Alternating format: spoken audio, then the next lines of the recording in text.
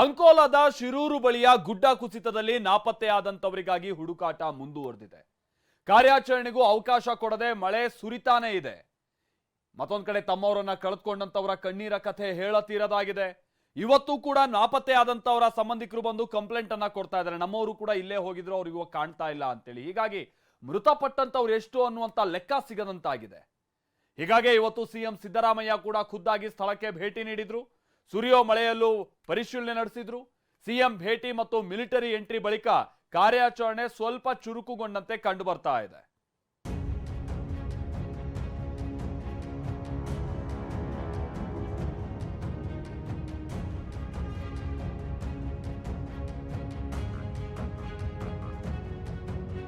ನಾಲ್ಕು ಮಂದಿ ಇವ್ರು ಸಿಕ್ಕರು ಸರ್. ನಮ್ಮ ಹಳ್ಳಿಯ ಒಂದು ಸಿಕ್ಕಲ್ಲ ಕೊಡಿ ಸರ್.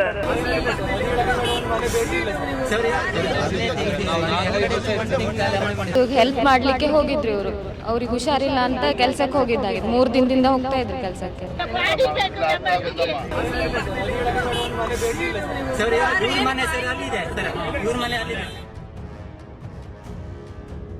ಮಗನ ಕಳೆದುಕೊಂಡ ತಾಯಿ ಕಣ್ಣೀರು, ಅಪ್ಪನಿಗಾಗಿ ಮಕ್ಕಳ ಗೋಳು, ನಾದಿನಿಗಾಗಿ ಅತ್ತಿಗೆಯ ಅಳಲು. 6 ದಿನದ ಹಿಂದೆ ಕುಸಿದ ಗುಡ್ಡ 10 ಕುಟುಂಬಗಳ ಬದುಕು ಕಸಿದಿದೆ. ಹಲವು ಸಂಸಾರಗಳ ಆಧಾರ ಸ್ತಂಭವೇ ಗುಡ್ಡದ ಮಣ್ಣಲ್ಲೇ ಹುದುಗಿ ಹೋಗಿದೆ. ಈ ಕಷ್ಟ, ಈ ಗೋಳು, ಈ ಕಣ್ಣೀರ ಕಥೆಗಳನ್ನು ಕೇಳಲು ಮುಖ್ಯಮಂತ್ರಿ ಸಿದ್ದರಾಮಯ್ಯ ಗುಡ್ಡ ಕುಸಿದ ಸ್ಥಳಕ್ಕೆ ಭೇಟಿ ನೀಡಿದ್ರು. ಗುಡ್ಡದಿಂದ ನೊಂದು ಬೆಂದವರ ಕಷ್ಟ ಆಲಿಸಿದ್ರು.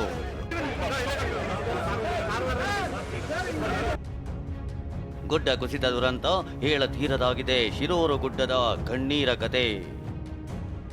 3 ಕಣ್ಮರೆ, ತ್ವರಿತ ಕಾರ್ಯಾಚರಣೆಗೆ ಸಿಎಂ ಸಿದ್ದರಾಮಯ್ಯ ಸೂಚನೆ.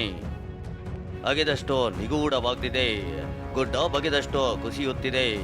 ಅಂಕೋಲಾ ತಾಲೂಕಿನ ಶಿರೂರು ಗುಡ್ಡ ಕುಸಿದ ದುರಂತದಲ್ಲಿ ನಾಪತ್ತೆಯಾದವರಿಗಾಗಿ ಶೋಧ ಕಾರ್ಯ ಮುಂದುವರೆದಿದೆ. ಜಿಲ್ಲಾಡಳಿತದ ಅಧಿಕೃತ ಮಾಹಿತಿ ಪ್ರಕಾರ 10 ಮಂದಿ ಮೃತಪಟ್ಟಿದ್ದು, ಈವರೆಗೂ 7 ಮೃತದೇಹ ಸಿಕ್ಕಿದೆ. ಆದರೆ ಉಳಿದ 3 ಹುಡುಕಾಟ ನಡೆಯುತ್ತಿದೆ. ಎಸ್ಡಿಆರ್ಎಫ್, ಎನ್ಡಿಆರ್ಎಫ್ ಜೊತೆಗೆ ಸೇನೆಯು ಎಂಟ್ರಿ ಕೊಟ್ಟಿದ್ದು ಗುಡ್ಡದ ರಹಸ್ಯ ಭೇದಿಸುತ್ತಿದೆ. ಎಷ್ಟೇ ಹುಡುಕಿದ್ರೂ ನಾಪತ್ತೆಯಾದವರು ಪತ್ತೆಯಾಗಿಲ್ಲ. ಹೀಗಾಗಿ ಕುಟುಂಬದವರ ಗೋಳು ಹೇಳತೀರದಾಗಿದೆ.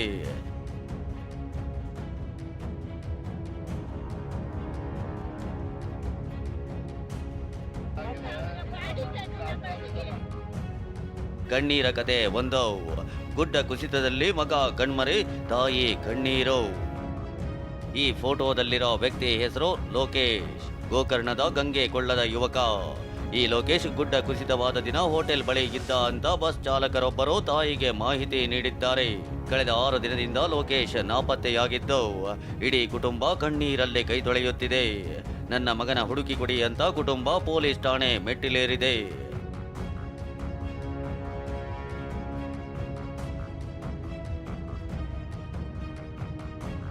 ಕಣ್ಣೀರ ಕತೆ 2. ಅಪ್ಪನನ್ನ ಹುಡುಕಿ ಕೊಡುವಂತೆ ಮಕ್ಕಳ ಅಳಲು. ಶಿರೂರು ಗುಡ್ಡ ಕುಸಿತ ಪ್ರಕರಣದಲ್ಲಿ ನಾಪತ್ತೆಯಾದವರ ಪಟ್ಟಿಯೇ ದೊಡ್ಡದಿದೆ. ದುರಂತ ಸ್ಥಳಕ್ಕೆ ಜನರು ಬರ್ತಾಗಿದ್ದು ನಮ್ಮವರಿಲ್ಲ ಅಂತ ಕಣ್ಣೀರಾಗ್ತಿದ್ದಾರೆ. ಅಪ್ಪನಿಗಾಗಿ ಕಾಯುತ್ತಿರೋ 2 ಮಕ್ಕಳು ನಮ್ಮ ತಂದೆ ಹುಡುಕಿ ಕೊಡಿ ಅಂತ ಅಂಗಲಾಚುತ್ತಿದ್ದಾರೆ.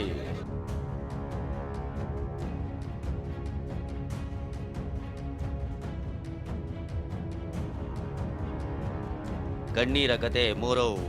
ನಾದಿನಿ ಮೃತದೇಹ ಹುಡುಕಿ ಕೊಡುವಂತೆ ಅತ್ತಿಗೆ ಅಳಲು. ಇನ್ನು ಗುಡ್ಡ ಕುಸಿತದಿಂದ ತಮ್ಮನ ಹೆಂಡತಿಯನ್ನ ಕಳೆದುಕೊಂಡ ಅತ್ತಿಗೆ ಕಣ್ಣೀರು ಹಾಕಿದ್ದಾರೆ. ತಮ್ಮನ ಮಕ್ಕಳಿಗೆ ಯಾರು ಗತಿ, ನಮ್ಮ ಕಷ್ಟ ಕೇಳೋರ್ಗ್ಯಾರು ಅಂತ ಗೋಳಾಡ್ತಿದ್ದಾರೆ.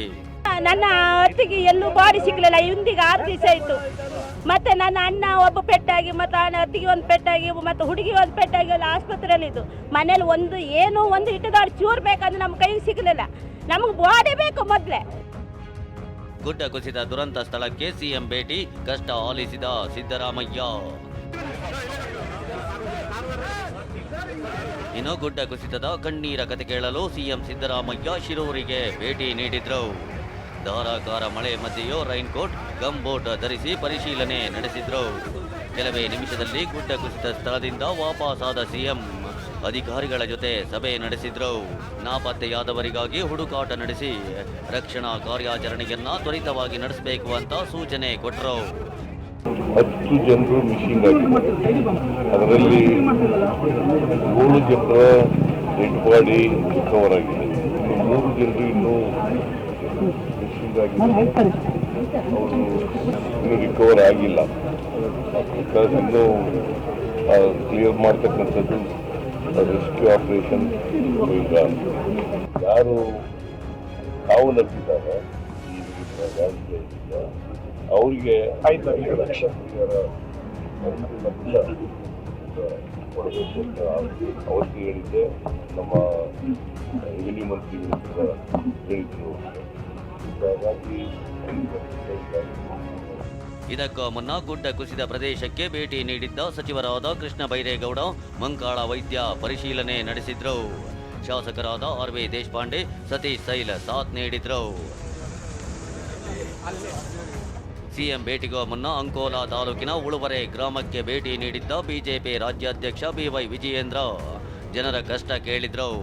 ನಮ್ಮನ್ನ ಬೇರೆ ಕಡೆ ಸ್ಥಳಾಂತರ ಮಾಡಿ ಅಂತ ಗ್ರಾಮಸ್ಥರು ಮನವಿ ಮಾಡಿದ್ರು. ಈ ವೇಳೆ ಮಾತನಾಡಿದ ವಿಜಯೇಂದ್ರ, ತೆರವು ಕಾರ್ಯಾಚರಣೆ ವಿಳಂಬವಾಗಿದೆ. ಸಿಎಂ ಘಟನೆ ನಡೆದ ದಿನವೇ ಭೇಟಿ ನೀಡಬೇಕಿತ್ತು ಅಂದ್ರು. ವಿಜಯೇಂದ್ರ ಈ ಮಾತಿಗೆ ಸಿಎಂ ತಿರುಗೇಟು ಕೊಟ್ಟಿದ್ದಾರೆ. ನೋಡಿ, ಏನೇ ಅಧಿವೇಶನ ನಡೀತಾ ಇದ್ರು ಕೂಡ ರಾಜ್ಯದ ಮುಖ್ಯಮಂತ್ರಿಗಳು ತತ್ಕ್ಷಣ ಇಲ್ಲಿ ಧಾವಿಸಬೇಕಾಗಿತ್ತು.